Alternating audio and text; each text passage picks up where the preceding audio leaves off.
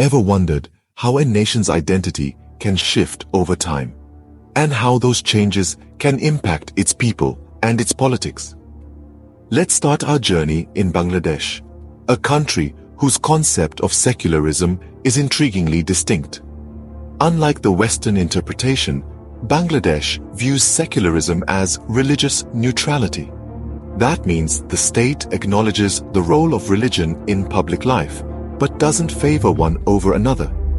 This interpretation finds its roots in the secular linguistic Bengali nationalistic movement, a pivotal period in the nation's history that still shapes its identity today. However, 50 years after gaining independence, this founding principle of Bangladesh is a subject of debate. Some argue that secularism was imposed, while others believe it emerged organically from the fabric of the nation. So, despite being a founding principle, Bangladesh's secular identity has always been a subject of debate. Now, let's delve into how this secular identity has evolved over the years. In the wake of 1975, Bangladesh saw the rise of military regimes that started to tweak the country's secular identity. These regimes, in an attempt to garner popular support, exploited religious sentiment by promoting Islam. The state, which was initially envisioned to maintain religious neutrality, began to tilt towards a particular religion. This marked the beginning of the shifting sands of secularism in Bangladesh. As we moved into the era of democratic regimes, the shift continued, albeit subtly. The constitution started to incorporate Islamic phrases, further reinforcing the tilt towards Islam. This was a significant departure from the secular linguistic Bengali nationalistic movement that had originally influenced the nation's secular identity. Next, we must discuss the roles of the major political parties because their actions have significantly affected the secular fabric of Bangladesh.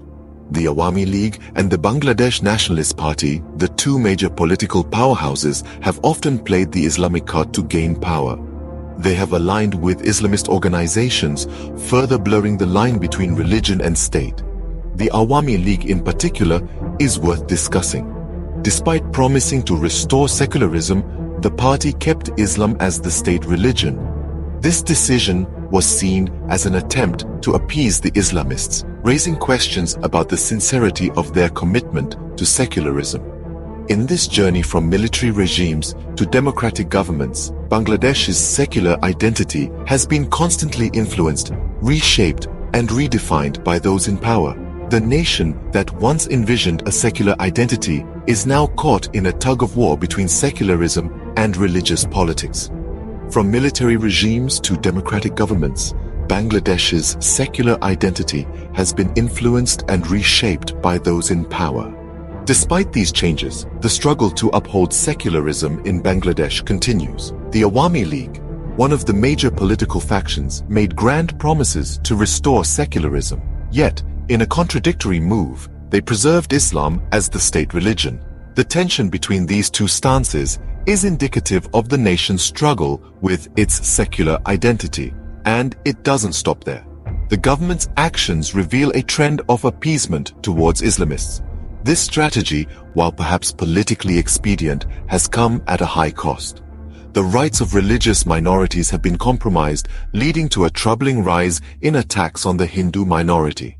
This is a stark reminder of the consequences when a state's commitment to secularism wavers.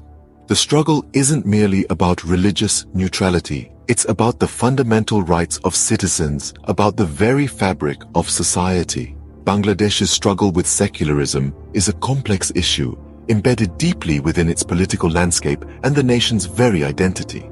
Thus, Bangladesh's struggle with secularism is a testament to its identity crisis. To sum it up, Bangladesh's journey with secularism has been a winding one.